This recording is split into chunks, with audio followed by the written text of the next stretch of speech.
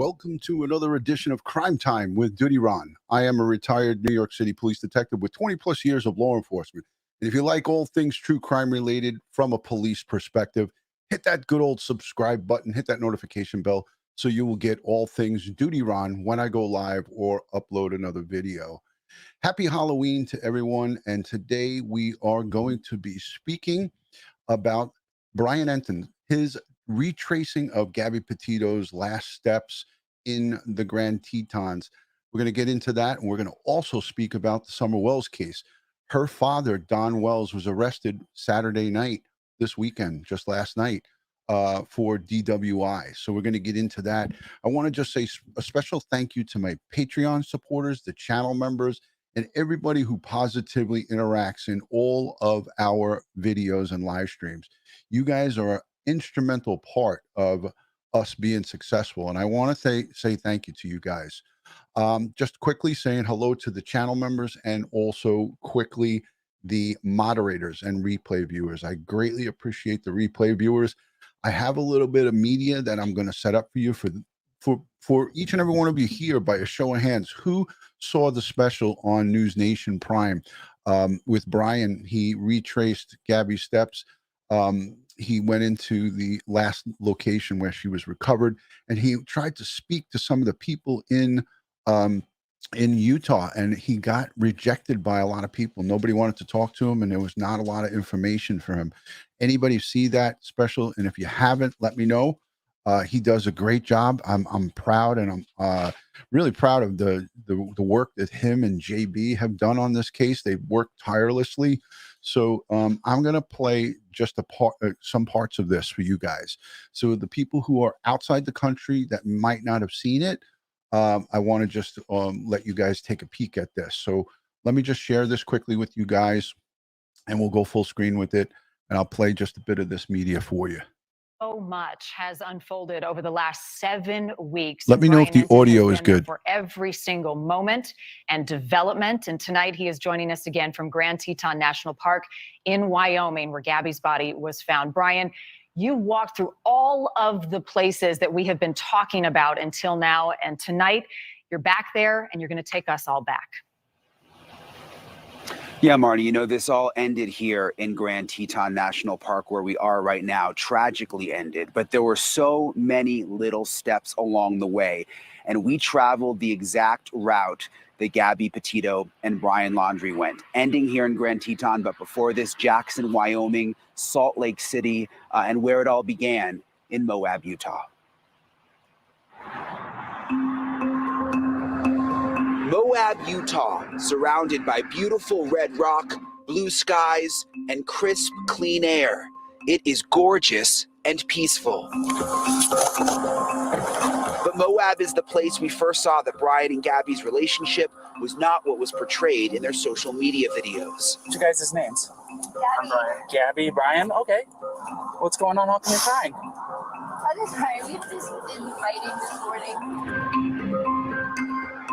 This is the Moonflower Co-op. You remember outside this store is where the altercation happened between Brian Laundrie and Gabby Petito. A 911 caller called in a domestic dispute, but we still don't know exactly who that person is because police are still keeping that name redacted in all the police reports. We went to the Moab Police Department, where Assistant Chief Braden Palmer agreed to talk with us. The first thing he wanted to do is send his condolences to the Petito family. I really want this family to understand where our hearts are right now. It's been This is the police chief. This is the head of the Moab Police Department, the police chief. And you guys listen carefully to what this guy has to say. I just want to let you know that this is the police chief. Emotionally trying on us, right? We don't deal with this every day. There's this family to understand where our hearts are right now. It's been emotionally trying on us, right? We don't deal with this every day. Moab is a small town, and this is a small police department that's been under the microscope of the world since the body cam video of the August 12th incident was released. when you're singled out, you're the officer surrounding the national attention. I think it's safe to say those officers are struggling right now. Did the officers miss domestic violence warning signs that could have saved Gabby? An outside agency is now investigating and is expected to release their findings soon. Assistant Chief Palmer says at least one of the officers involved wanted to talk to me, but because of the open investigation, he's not allowed. I'm not going to sit here and say that we're not willing to take this incident and learn from it, because we are. We evaluate what we do every day, constantly. But about right here is where our first officer's vehicle would have been. Assistant Chief Palmer took us to the spot where they stopped Brian Laundrie. So this is where the traffic stop was? Yeah, so this is where the traffic stop would have taken place. Kind of where our patrol vehicle is sitting right now is where the initial officer roughly would have been when he made the traffic stop, with the van out in front, and then our second officer, when he arrives, pulls up alongside the curb behind us. In the end, the officers decided not to make an arrest and instead separate Brian and Gabby for the night. Brian ended up here, just down the street, at the Bowen Motel. The clerk told me the person who checked Brian in no longer works at the motel, and the owner says they don't have surveillance video of Brian arriving. It was a similar story at the co-op and this coffee shop where Brian spent time in Moab.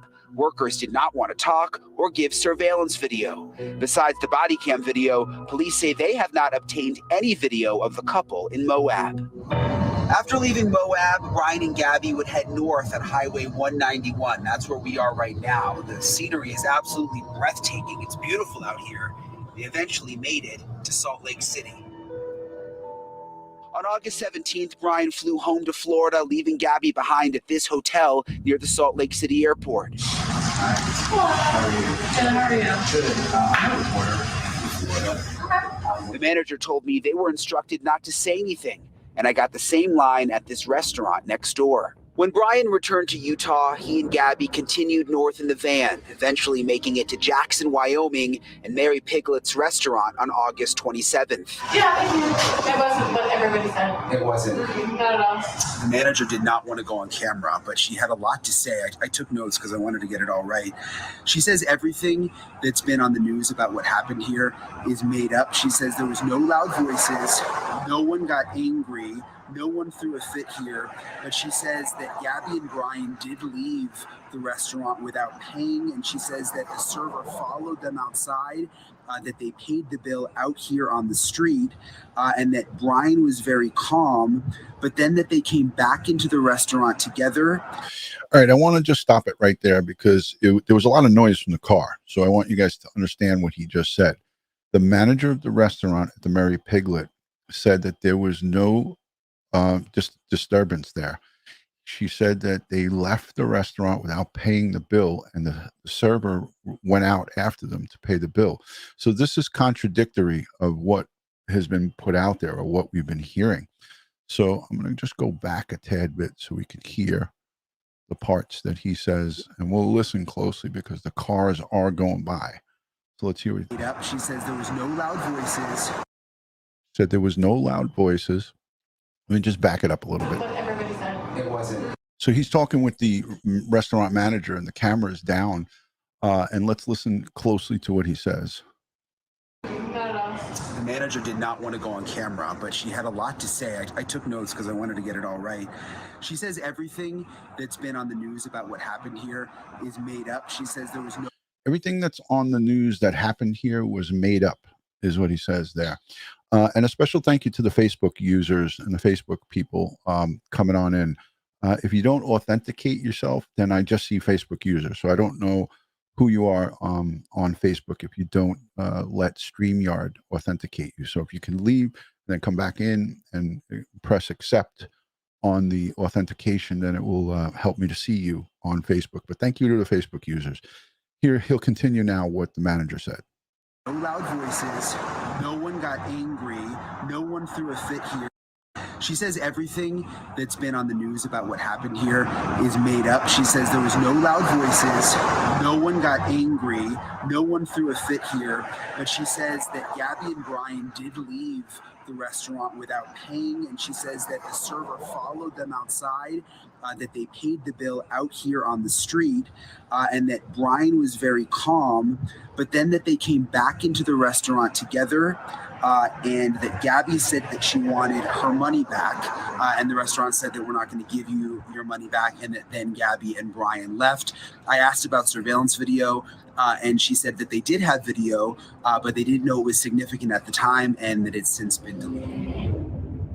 Okay, so they said they had the video, but they didn't know if it was going to be significant, and they deleted it. So there's no video, but that doesn't mean that the FBI went there and recovered the video and just told the restaurant and also the lodging that Brian was given by the Mohawk police.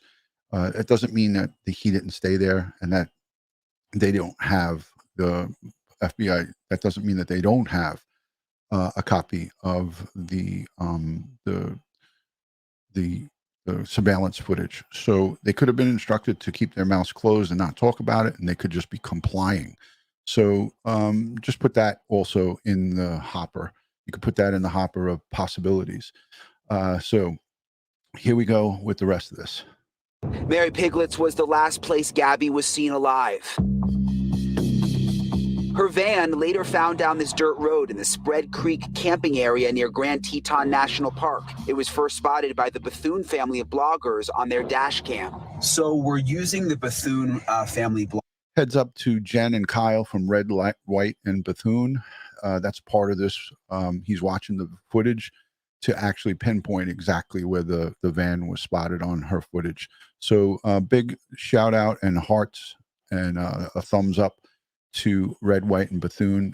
Brian is looking at their footage as he's driving on that road in the Spread Creek in Grand Teton.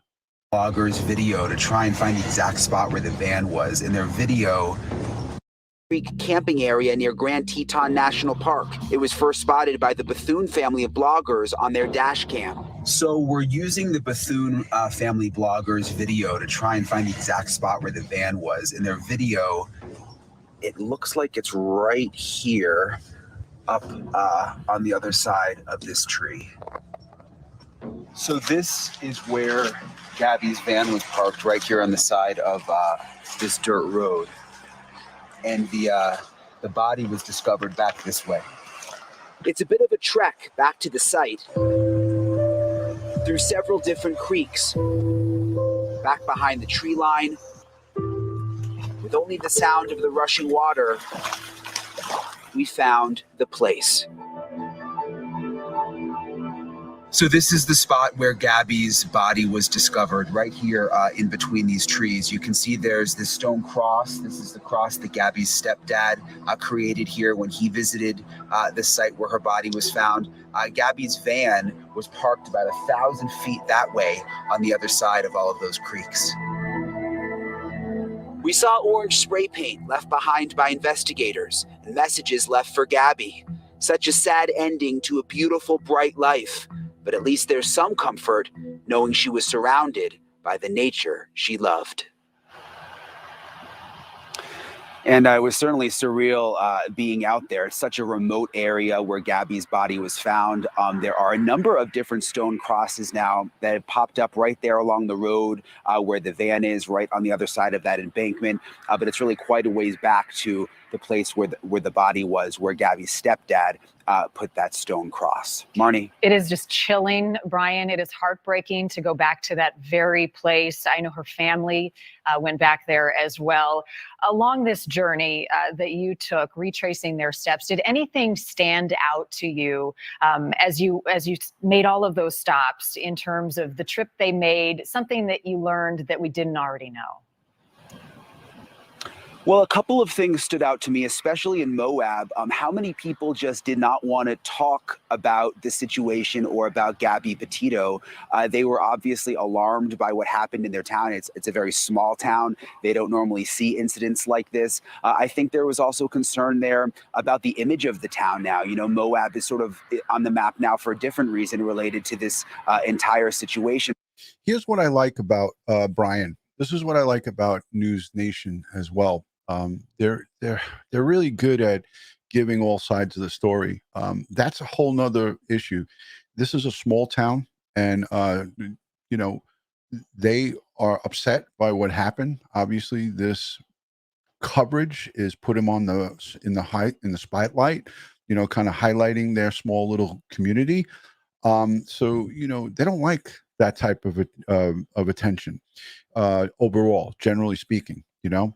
So he brings that out here, and I think that was important, and it's also very good for a reporter to give the full view of all sides of this.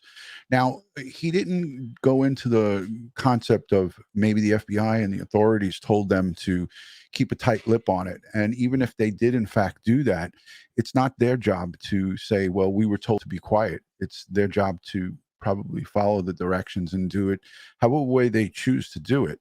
But I think that it's important that we see and hear, Brian, and this News Nation outfit, they really do a great job of giving you everything and every side. So I'm just going to back it up a little bit so you guys can hear it again. Obviously alarmed by what happened in their stops in terms of the trip they made, something that you learned that we didn't already know. Well, a couple of things stood out to me, especially in Moab. How many people just did not want to talk about the situation or about Gabby Petito? They were obviously alarmed by what happened in their town. It's a very small town. They don't normally see incidents like this. I think there was also concern there about the image of the town now. Moab is sort of on the map now for a different reason related to this entire situation. So I was surprised how many people, stores that we would go in, places where we would try to find surveillance video where people were just flat out basically like, we're not talking about it, can you please leave? That was the first thing. The second thing that surprised me was when we went to the spot where Gabby's body was found. When I heard 1,000 feet from the van, I sort of thought it was just going to be in a field right there, but it was really quite a ways from the van, and you had to walk through several creeks, which I didn't realize just how involved it was, which obviously made me think back to what happened and when she was taken there, and then it was quite a journey from where that van was parked. And the tragic end. Brian? So this was really good coverage, and I wanted to show you that. It was only 9 minutes long, but I think that it depicts a great overview of the makeup of the towns, everything that goes on over there. It's a very small, quiet place. People go out there to be in the nature, be out there in the preserve, and camp and live off the grid, for a little while. But the restaurant and the folks there, they just don't like this kind of attention, and I don't blame them. But I'm sure that they're all empathetic towards the Petito Schmidt family.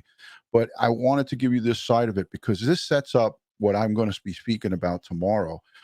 Ed Wallace and I are going to be doing a special on domestic violence, and we're going to have a great guest who has unbelievable amount of experience in not only real life herself being a victim of domestic violence at the hands of her own father, and she's going to come on and talk to us about how to keep yourself safe and some of the great points of prevention against domestic violence. So that's going to happen tomorrow. Joining me from, I'm not even sure where he is. He may be home. He may be still in New Jersey. I don't know. But here he is, the guy we all love and know. Ed Wallace is joining the show. Hey, Ed. Hey, Ron, I'm back. Thank you. How was your dinner? I hope it was good. It was good. Yes, I made chicken.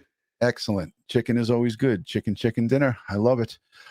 So yeah, I was just showing a little bit of, I'm not sure how much you got to catch here, but we went over and retraced some of Gabby's last steps. And Brian took us straight out to the location where her father put the cross. Stone cross. Yeah. I saw his show.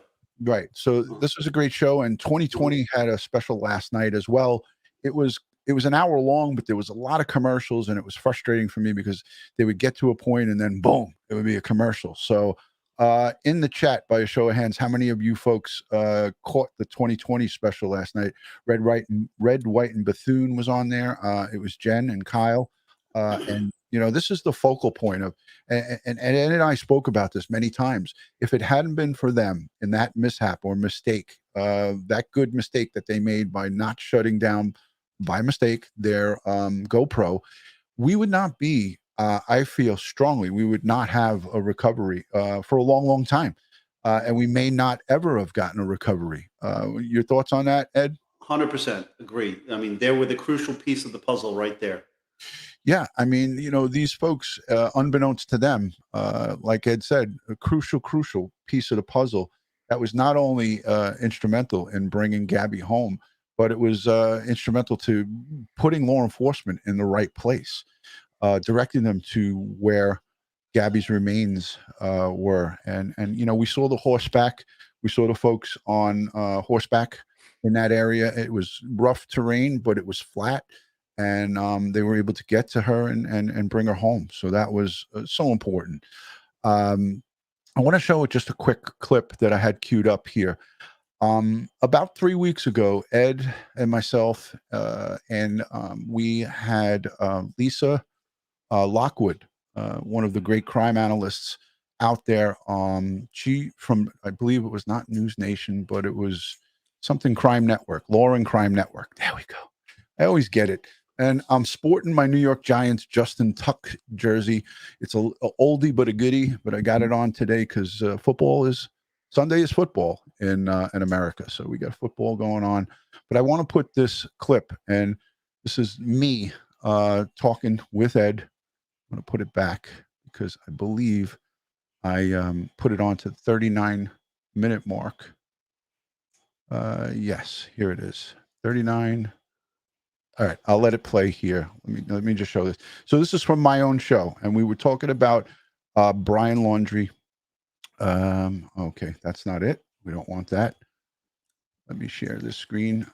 So Ed, how was your weekend? Everything good? It was great. And while you were queuing that up, I just want to say hi to everybody because I see them saying hi to me, and I don't want to ignore them. So hi to all from near and far. Welcome back to the show. I'm happy to be here. Yes, they all love it. So this is 3 weeks ago with Lisa Lockwood, and we're talking about Brian Laundrie. So I'm going to let this play. There you go. I think the parents were lawyered up before the FBI got to them. It's true. So I don't think that the lawyer would have let them get into a perjury trap or a charge of lying to the FBI 1001 of the criminal regulations, which they typically use to get people with. And I don't think the FBI got to them with that.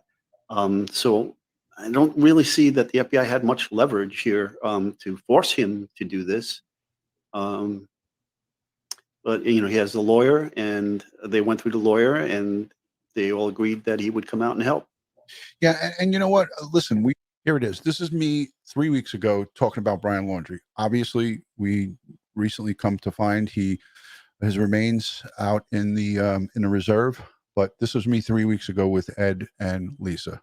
We all hope and pray that the parents will lead them to where their son is, if he in fact is out there hiding. There's also something that we didn't talk about, is there is a chance that he did take his own life. Now we don't wish that upon our worst enemies, and we don't wish anybody to take their own life. But this is a 23-year-old that is facing a huge legal mountain to climb. He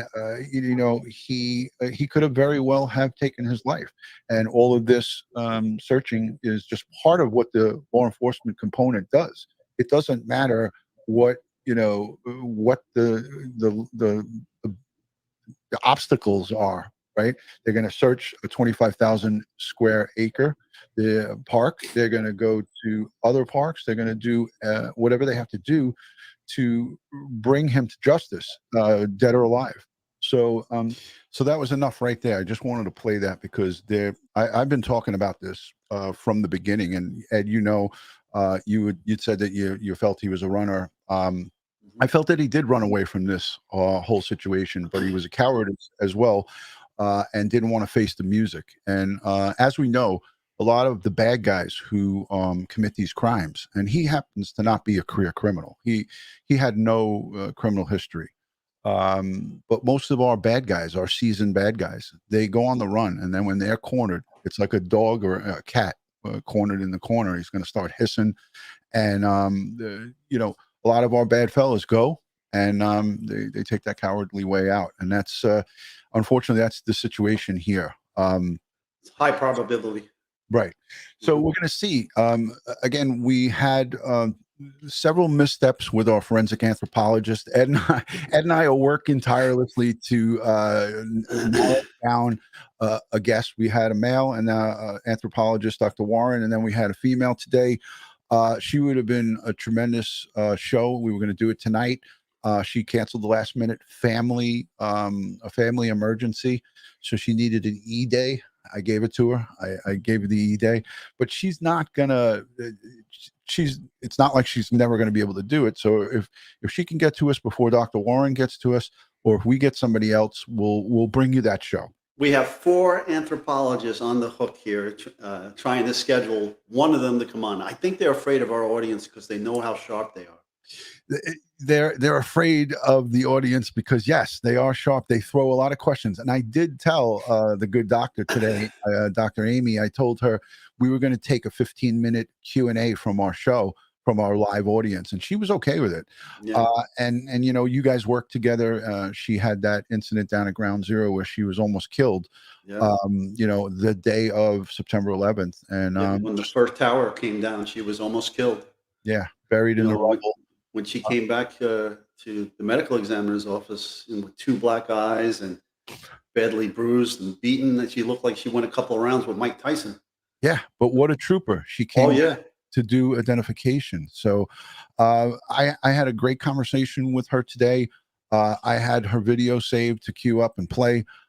She's just a tremendous human being, and what a wealth of information she would have been, because she worked and did research at the body farm. So we were going to talk about that as well. That's right. That's right. Right here.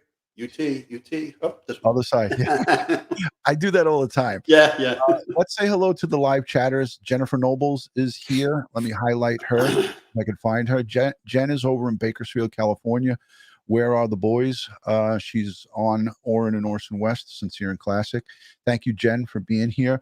Hello to everyone. Let us know where you're watching, city and state, country. We'll do a quick one here. Hello, down under.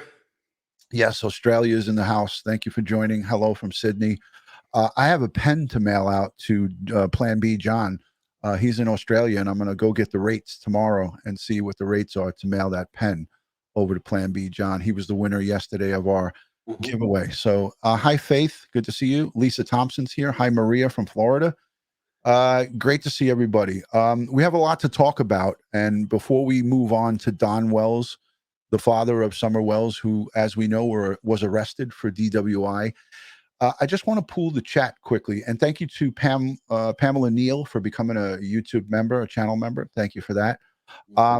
Norway is in the building, and a lot of other folks from outside the country. UK is representing Wilmington, North Carolina.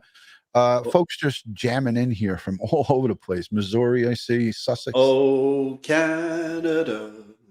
Yes, I see them. There we are. They're piling. Champaign-Urbana, Illinois. Been there, done that. And look at Joey Brooklyn. That's the guy who picked me up from my surgery. Joey Brooklyn. Where is Slovenia's in the house. Where is it? There it is. Colorado, yes. Tasmania, okay. Another part of Australia. Look at this one. Guam is in Been to Guam, done that. The island of Guam, out in the middle of the Pacific Ocean, right? Been to Guam, Saipan, American Samoa. Well, I got to tell you, folks. Edinburgh is in the house. The live chatters are just tremendous. We love you guys. Ed and I love the live chatters, but we really, really love when you leave after the conversation is over. When you go down into the comment section and you leave us comments, we absolutely love that, because we have a good conversation about it. He's like, Ed will call me up or text me. Hey, Ron, did you see that last comment? So we have it gives us a lot to talk about. So it's really cool that you guys do that. We greatly appreciate it. All right. So by a show of hands here, who is aware of Summer Wells?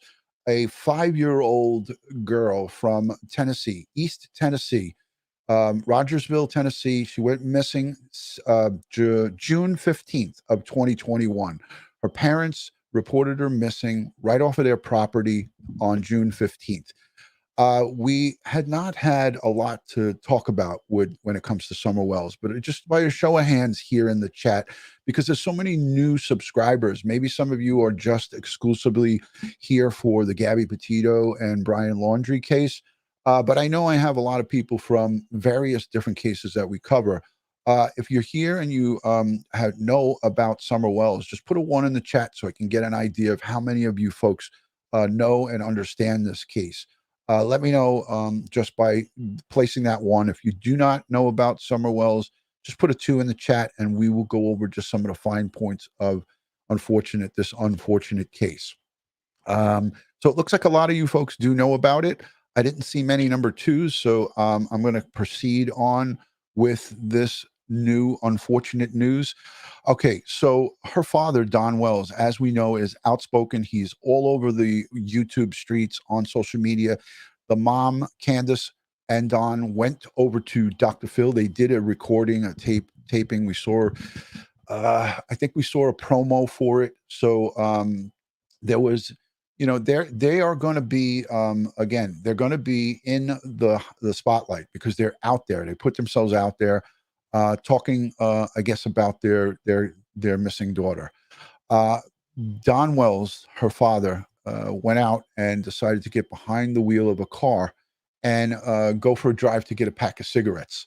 So he was arrested in his hometown for DWI. And I'll show you quickly a little bit of the media from that case.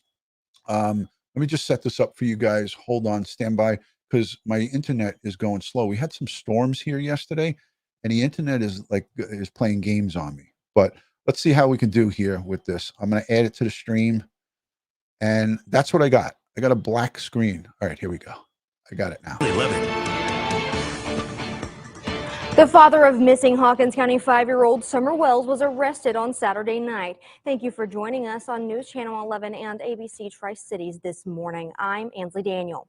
Don Wells was reportedly arrested for driving under the influence. According to Sergeant Betty Crawford with the Hawkins County Sheriff's Office, Wells is facing multiple charges, including a DUI, having an open container, and violation of financial responsibility, among other charges. Wells is currently being held on a $5,750 bond.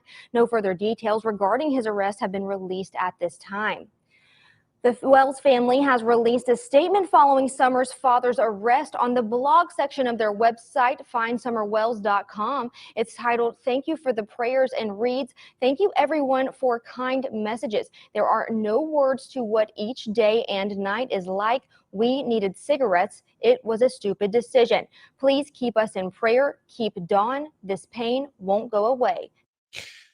Amazing.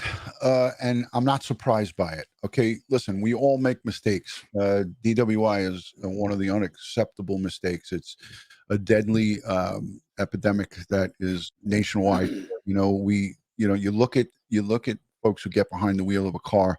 It was back in the day when I grew up in the 70s and 80s. It wasn't, as hotly contested and looked at as it is now. It's like, this is something that you just don't do. If you're drinking alcohol, you're consuming any kind of alcoholic beverages, you get in a cab and you go and get your cigarettes, jump in a cab and you have someone take you there that's not intoxicated. That's just a situation that's very unfortunate. And again, it brings the attention away from Summer Wells, his daughter, 5 years old, still missing since June 15th. Now you go and take a DWI collar. It's not a good look. Any thoughts on that, Ed? No, not at all. For cigarettes, you're drunk. You know you're drunk. The family's in the house. Oh, I'm going to go get cigarettes, honey. And you take your keys, and no one was there to stop him from getting in his car and saying, hey, you're drunk. Maybe you ought not to do this. Right. Yeah. I don't think, again, his wife is also, not somebody who has the best decision making as well. They had their children taken away from them because of the dangerous situation there. Now, I know folks are in the chat saying there was 3 or 4 other charges. That's neither here nor there. The main arrest and charge was DUI. And that's what we heard Ansley Daniels say here. Thank you. End quote. So let me see if there's His daughter, Summer Wells, was last seen on June 15th near their home in the Beach Creek community of Hawkins County. This morning, the Amber Alert for Summer remains active and ongoing, and we're told that it will stay that way until she is found. If you have any credible information regarding Summer's whereabouts, you are asked to contact the TBI immediately at the number and email you see right there on your screen. And that's all we have from that location down in East Tennessee. An unfortunate situation. I mean, listen, I don't wish this on my worst enemy. Having your child go missing is just a very, very, very trying thing. It's tough on an entire family. But when you throw in a domestic violence, when you throw in this DWI charge, it just really just amplifies. From News Channel 11. Okay, you don't want that again. It's look, I can understand, being emotionally distraught given the situation and everything, but you don't bury yourself in a bottle. The answer is never going to be at the bottom of that bottle. Okay, only bad things can happen from that bottle, and you really needed cigarettes that bad. Yeah, it's so unfortunate. Again, it's not a really good look for this family, but if for those of you who are following this case, Don has done so much interviews and so many news media, not just news, but so many YouTube interviews with some of the people who were really not having his best interest at heart. They're just looking to have him come on and make a fool of himself. So this is an unfortunate situation. And listen, whether you are used to living in a certain lifestyle or used to doing things, when you are now amplified by the media and national and international coverage with your daughter missing, it's time for you to try to change the way you go, the way you operate. And again, the remaining children that were there, his boys, were removed because of a dangerous situation and he admits that it was the right thing for them to do, to take his kids away from his own kids. So when you do this and pile this on top of the pile, it's not going to help you. Like you said, Ed, drowning your sorrows or drowning your horrors or whatever, your pain, drowning it in alcohol and drugs, or there's guilt. Correct. Thank you. Mm-hmm. Thank you. So again, it's not a good look for them. And there are a lot of people who actually defend this guy. I'm not one of them. I never will be. I don't feel that him and his wife are being straightforward and forthcoming with anyone, not just themselves, but anyone for that matter. That includes law enforcement and all the people who pal around them and their church and all of the things that they do. I mean, I see right through it. And I've said it from the beginning. The story stinks to high heavens. And I'll not change my my feeling and my stance on it. I said it from day one, and I'll say it straight through right until we get closure on this. They stink to high heavens. Their story from the beginning, right straight through, stinks. So again, there's not a lot to report. There's not a lot of movement that is out there, but I feel that the TBI and not so much the local sheriffs, but I think the TBI is doing what they can behind the scenes with electronic evidence, with the phone records, with any type of, surveillance cameras, any type of anything that they can get and come up with some type of circumstantial evidence against them or against whoever perpetrated this crime. I feel that we're going to hear and see something soon, but it is a really unfortunate situation. I really dislike that, so many people get him to come on and talk because nothing really comes of that. Nothing comes of it other than him saying that I'm praying.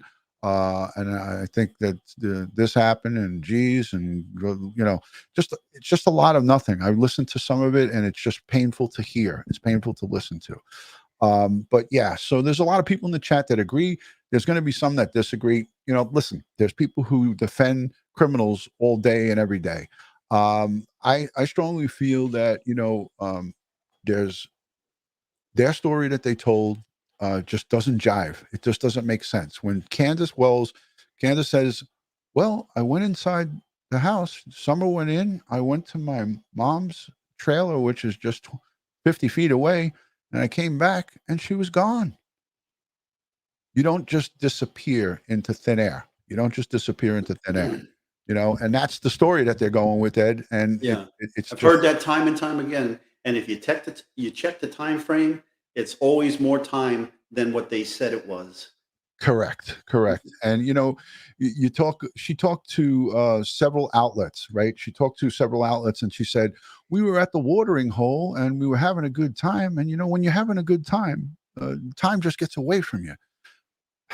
Come on now. I mean, it's just unbelievable. So a lot of hogwash, as There I you say, go. a lot of just things that make you go, and things that don't add up. That's And right. in our business, in the detective business, we detect things, and I detect a bunch of hogwash here. Oh, say it like it is. You detect a lot of BS. A lot of bullshit. It's a lot of It's yeah, it's a lot of BS, and I'm not going to take I'm not going to take it, and I'm not going to say, oh, poor them and poor.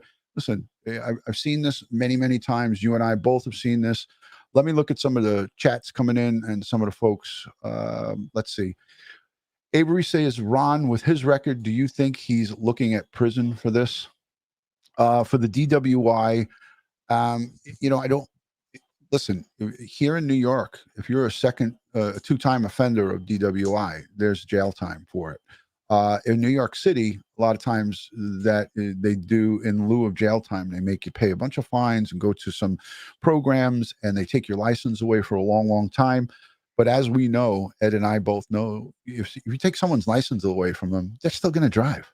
yeah. They're still going to get behind the wheel of a car. And we have so many, repeat offenders that get their license taken away from them, and they still decide to get behind the car. Now, when I came on the job in the early '80s, DWI, you had a lot of discretion.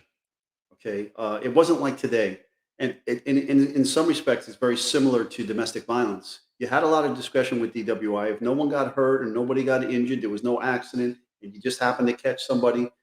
Well, sometimes you give the guy a break or the person a break, get them home, get them in their houses or their apartments, whatever. You can't do that these days because legislation was passed and there's mandatory arrest, no discretion.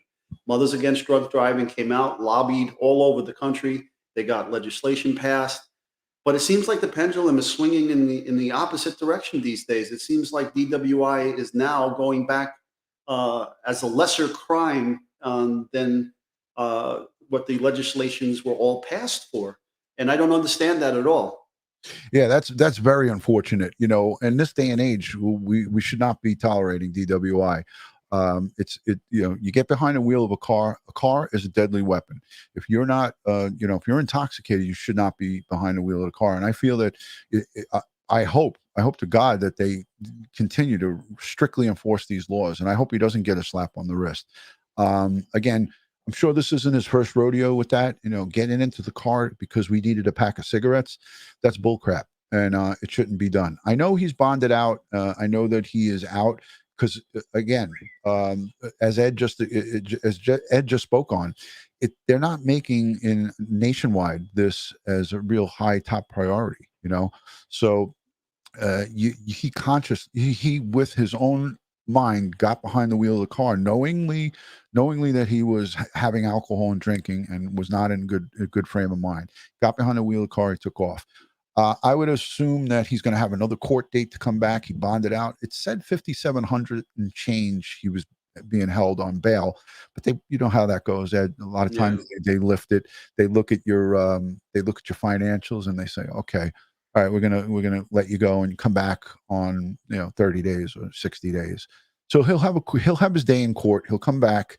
But again, this is a distraction away from his missing daughter. Yeah. Right. So, it's a really unfortunate thing. And, for people to, again, sit and have this guy come on onto their YouTube shows and talk about nonsense. it doesn't help the situation. We had EquiSearch Midwest, Dave Rader, Twyla Cisco, Gene Robinson with the drones. They were out there 3 times. EquiSearch, which I represent on the law enforcement liaison, law enforcement level, we've been out there 3 times searching for this little girl. And you know what? Again, on all occasions, with the exception of the last occasion, there was no really help or cooperation from the family.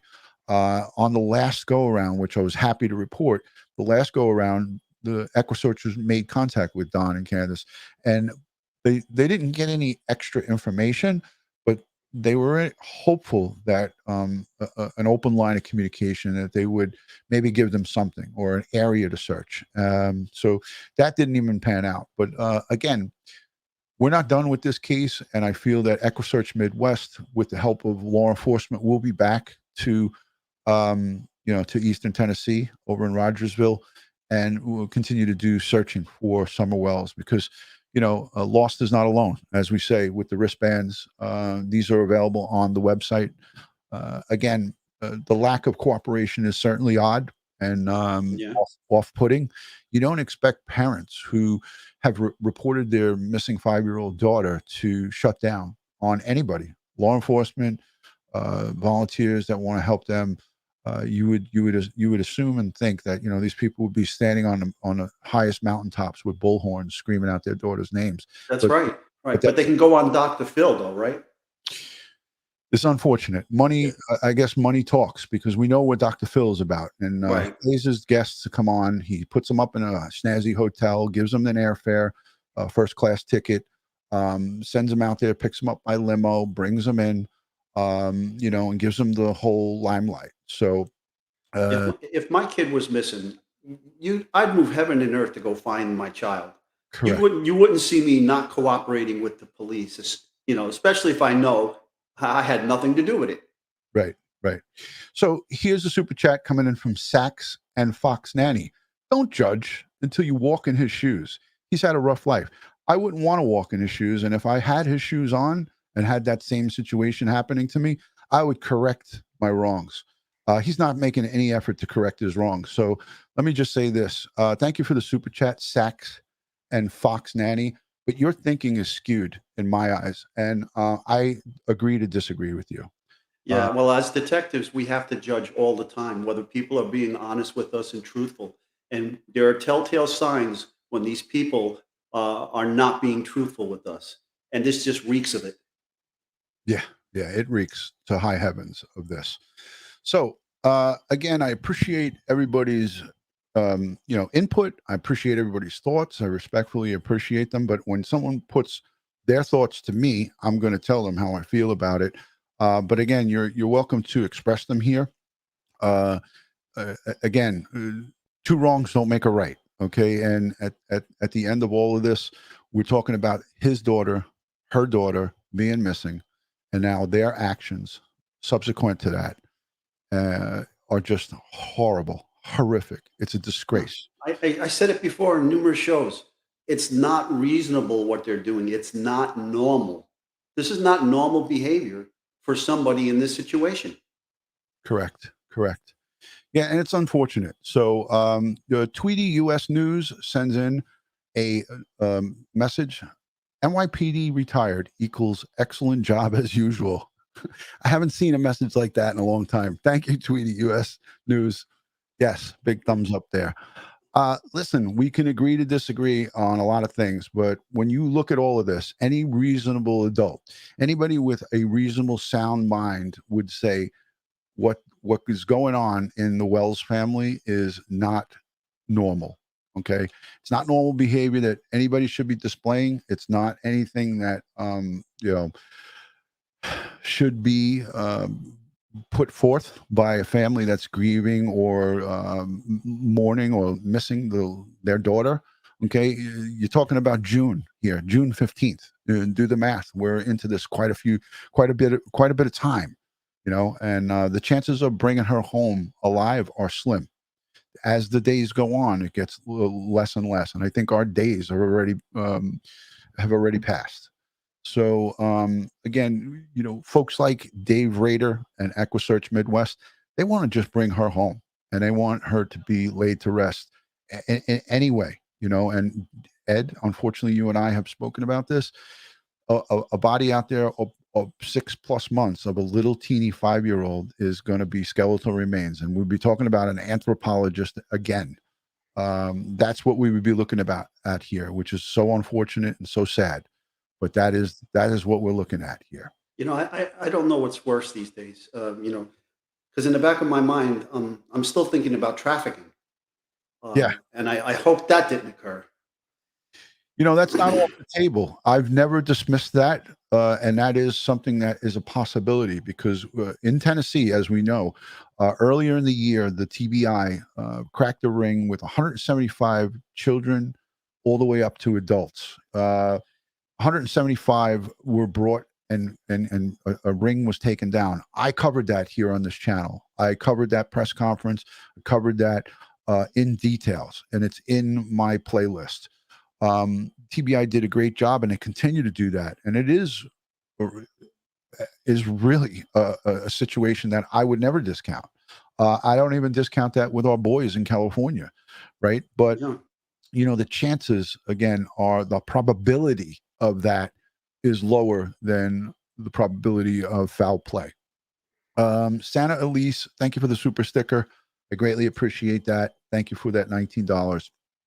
Much appreciated. Let me just look at the chat real quick because there's a lot of people chatting in the live chat. Greatly appreciate you guys. 1,800 folks here joining us for a discussion about Summer Wells and her father, Don Wells, arrested for DUI, as they put it. An unfortunate situation here. Now we're on to Halloween. November is tomorrow, right around the block. We're going to be looking at colder weather all across the United States for the most part, exception of Florida. And even my friend who lives down in Miami, when we get into these, months of our winter, they say that they got to break their jackets out. But when I come to Miami and visit in January and February, I got my t-shirt on with my shorts. They're like, "How are you wearing shorts? This is long pants weather." I'm like, what? What are you saying? Freaking 80 degrees almost. But anyways, it is what it is. Okay, Ed, Lori is asking you, do you have a channel, Ed? Lori? Yes, it's called DutyRon. Crime Time with DutyRon. That's right. That's what it's called. Crime Time with DutyRon. That's the channel. So yeah, Ed is the co-host here with me. Brand new. We've known each other for a couple of months now, but Ed is doing this as much as he can with me. I started this live solo, but again, Ed has got a life. He's got to eat dinner. He's got to do things. And when DutyRon jumps on and does an unscheduled live, he's like, let me just scoff down a little bit of chicken. I'll be ready. When he calls me 5 minutes after making my dinner, "Hey Ed, let's go online." Hey, I got a new partner in law enforcement, and his name is DutyRon. I appreciate that, brother. Thank you. And you know what? We're all thrilled to have you here because the information that you bring us and the resources and all the folks like these forensic anthropologists, when we finally do get them, we are going to get them. Yes. You brought on the forensic odontologist. He was great, Dr. Larry. What a freaking great guy. I can't wait to get him back on. We got to work on his microphone, get him I might have to buy him some Apple EarPods or something. We got to Ron, if you don't mind, I'd like to say something. Okay, sure. So we have a true crime community here that watches us, and I certainly don't know it all. Ron, you don't know it all. Nobody knows it all. It's physically impossible to know it all, but we are constantly educating ourselves, just as you all are. And I'm learning from you. You're learning from us. We learn from each other. And, we have opinions based upon our different experiences. And if you don't agree with an opinion or something I've said or something Ron said, there's respectful ways that we can have this conversation. So if you're going to disagree with something, then respectfully say, I respectfully disagree, and this is why. Okay. And it's never a good thing to come out and, shout at somebody or say, "You're wrong." And, because that just shuts down conversations. And we don't want that here. We want to continue to have a conversation with everybody. I want to know everybody's side of a story. You don't have to agree with me. You don't have to agree with Ron. And that's what makes what we do so unique, and that's what makes us such a great place. Is that you don't all have to agree with each other, but we can be respectful. That is why I always say thank you, Ed. That was well put, because I always say to people, I respect your thoughts and opinions, but I can't respect them when it's not said respectfully. So if I was to come to you and you had a channel, or if you said something online and I would come to you and say, you're this, you're an a-hole, you're this, I think you're ridiculous, I think you're stupid, I think and saying a whole bunch of nasty words, it's not in a great approach on trying to become or open up a line of communication. Well, yeah, it shuts it right down. So now I can't understand why you feel that way. And in most cases, a person being insulted like that really doesn't want to know why you feel like that way. And it just shuts down the whole conversation, and it puts us in camps. We don't need to be in camps. We don't need to be in tribes. We need to be united, not divided. Right. United we stand, divided we fall. And I stand by that statement. It sounds a little cliche, right? But it's the truth. So if you want to pick apart, you want to pick at our brains and get some information from us and have that debate back and forth, there's a great way to go about it. And it's being respectful. And that's it. That's all it is. And I would never say to somebody, you are an asshole and what you said was ridiculous. I would just say, I respectfully disagree with what you're saying. But again, everyone has an opportunity to voice their opinion here. I don't shut my comment section down for a reason, because I want to see what you guys have to say. I'm not afraid to see what you have to say. I want to see what you have to say, because sometimes it opens up the door to a conversation. Ed, what did you see that made you laugh? She respects everything I have to say except my orange jacket. It is Halloween, and it says it is the University of Tennessee, the Body Farm. We were supposed to have Dr. Amy, who I worked with at the medical examiner's office, come on the show, and she's a professor at UT. And so, I had this on, believe it or not, I had this on because it was Halloween. And right. Ron called me when I was shopping, and I said, Ron, you're not going to believe this. I'm wearing a UT fleece right now. And my response was, keep it on, keep it on, because we're going to keep it on. Real with Robo, it's all good. She or he, well, she says, because she says her husband's watching, I hope I'm never rude. I play the devil's advocate a lot. That's awesome. You guys are great. Hubby says hi, and we always have coffee ready. No, I'm not. Please don't take any one person here. Take this personally. I'm not picking on anybody. I'm just throwing that out for the masses. Okay. It just seems today, in our day and age, we are not conversing as a community, as a nation. We need to be speaking more to each other, to understand each other. And it's just not happening. People are digging in on all sides, and a house divided cannot stand. Abraham Lincoln. Absolutely. And look, Angela Van says, DutyRon, you sometimes get really good guests on 100%. Does that mean sometimes I suck at it? I guess so. Sometimes I do suck at it. I try my best. Today would have been a grand slam, I feel, with Dr. Amy. She would have been awesome. But she, again, had a family emergency last minute. She agreed to an 8 o'clock live stream on forensic anthropology. And she, an hour later, sent me a message like, here I am. I feel embarrassed, but I said yes to you an hour ago, but now I can't. And my answer to her was family first, Doc. Family comes first. So this is my costume. Yes. I'm wearing a New York Giants jersey, Justin Tuck. So I got my Tuck jersey on. It's old school because I'm an old man. So, and I am a Giants fan through and through. So it is what it is. But my King of Kings says, well said, Ed. Thank you, King of Kings. Everybody loves Ed, and for good reason. He's a reasonable man. He's smart. He's articulate. He knows a lot about forensics and investigations, and that's why he's here. He's not here because he's handsome and he's got a great smile. That also helps. It all couples in together. But his knowledge that he could bring forward and that he continues to bring forward for this true crime community is invaluable. And it really is. just so many people who he has collaborated with and worked with side by side at the New York City Medical Examiner's Office. Believe it or not, 6 years at the Medical Examiner's Office is like a career to some other police Oh my departments. God. Absolutely. amount No police department, no medical examiner's office. And I'm not trying to brag or say this to put anybody else down. It's just that the volume of our work it's so much greater than most jurisdictions throughout this country and internationally as well. Right. And so we've learned how to adapt and overcome to most situations that we're dealing with. And sometimes we have to adapt and overcome to our own agencies, because they get in the way sometimes as well with lack of funding, training, education, equipment, whatever the case may be. And so we learn to roll with the punches, and every day's a learning day, and everybody should be that way. Everybody should learn every day something new. Yeah, absolutely.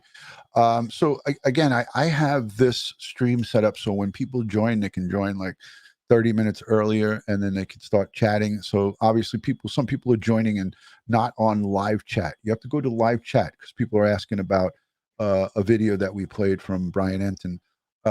So just remember, folks, if you're watching this, make sure you have live chat on, and that's up in the upper right hand corner. So I know Dawn Marie, one of my great mods, she knows all about the live chat. She always puts that reminder out. So if you're watching and it doesn't say live, make sure you press that live button and it'll catch you up to where we are in the live. I have a request here. I'm going to have to do this. Sharon is asking me something. Gonna make you an offer you can't refuse. I didn't see that one. I missed it. Lori, thank you for joining, and have a good night yourself. I appreciate you being here. So that was a request from her. Yeah, excellent. Good job, Ed. She likes The Godfather. Yeah, there it is. All right. So again, we covered both cases. We wanted to talk about Gabby Petito retracing her steps. I know it was important for a lot of my outside of the United States viewers to see some of this. And here's someone checking in with I'm not even going to try that. Can you tackle that name? Terje Skogen. And this is from Norway, I'm thinking. I'm not sure. NOK, I don't know what that funding is, but thank you for the $50 in your currency. Love your show, gives me another perspective, and also takes away some of my bias. So that's a great. I'm glad she said that, because I want to bring up another thing, Ron, and you don't mind, please? No, I don't mind. Go ahead, Ed. When I was in the police academy, I had an instructor who said to the whole class, "You're just one person. Don't think that you can go out there on these streets in New York City and change the world." And I sat back and I listened to that. And I raised my hand. I said, that is a very bad message to be sending us. Because I can give you examples of one person actually changing the world, good and bad. Okay. But if we, as police officers in the city of New York, encounter all these different people through our careers, and we can make a difference with each of these encounters, that all is cumulative. It adds up. So yes, one person can change the world or the community they live in, which can then spread outward, paying it forward, so to speak. So if I can change one person's mind that, hey, cops are all not bad people, and my interaction with that person started off hostile, but then by the end of the interaction is I have now changed this person's opinion about policing and what police officers do, what we're about, and how we're here to help, and so forth, then I made a change in the world, didn't I? Yeah. Albeit one person, but if you continue to do that throughout a career, you're making effective change. And if you have 40,000 police officers, which we did at one point, and they're all doing the same thing, then that is tremendous. I happen to agree with that 1 gazillion %, and that was very well said. And these are takeaways that we get from our time on the police department. We have so many people who present things to us, whether it's in the police academy or in-service training, or we go to a special course, and we get to hear from people from all over the United States, all over the world for that matter. I've been to so much different training through the police department in New York City Police. The NYPD is, like Ed just said, the largest police department, metropolitan police department in the United States, second to the LAPD. I got to say, we were fortunate to work for such a great police department. No department has is perfect, and every one of them has its flaws. We've acknowledged that. We continue to acknowledge that, and through policing and transparency in policing, you're seeing more and more coming out of all the different police departments across the United States, including Moab. The police chief here today looked like a young guy. He said that there is room for us to correct. If we made it wrong, we're going to make it right. So those are encouraging things, and people might look at it and say, oh, screw that. They're not going to ever change it. They suck. But that's not the great attitude to take. I think that we need to push them to continue to do better for us as civilians, because we're all in this together, and I feel that it's important that we need to educate and re-educate our police department. Tomorrow night, 9 p.m. Eastern time, we are going to have a special on domestic violence. You're not going to want to miss it. It's going to be unbelievable. Donna Roman is going to be my guest. She's a retired police captain from Essex, New Jersey. And let me tell you something. Her career and her experience is going to blow you guys away tomorrow. You're going to not want to miss this one. We're going to cover everything from A to Z with domestic violence. I know Ed is going to have a ton of questions to ask Donna. I am going to have some questions to ask her. We're going to watch some media. We're going to talk about some of the things that she's done in her career, and she is going to give us some great tidbits and on her expertise in domestic violence as an advocate and as someone who spreads awareness. So I hope you guys will join us for that. Ed, do you got anything for the troops before we get going? No, just stay safe, and and we'll see you tomorrow. 9 p.m. Eastern. Guys, as I always like to end all of these live streams, and I don't just say this to say it, I say it because I really do mean it. God bless the world, God bless the United States of America, and God bless each and every one of us here in the chat, and all victims of crime and their families across the globe. No matter where you are, stay safe, stay healthy, and I'll see you guys on our next one. Me and Ed, we thank you for your participation. If you didn't get your question answered, down below in the comment section, please ask the question down below in the comment section, or go over to DutyRon.com, where you can send in a message to myself or Ed. If the question is for Ed, in the subject line, question for Ed, and I'll forward it over to him. I'm going to work on giving him access to DutyRon.com so he could see all the admin stuff where he can pick and pull out the questions that are for him. So good night from New York. Ed is back, boots on the ground in New York. So good night from both of us here in New York. I'll see you on the next one tomorrow night, 9 p.m. Be there or be square. Thank you, Ed, for hanging out with us. Peace.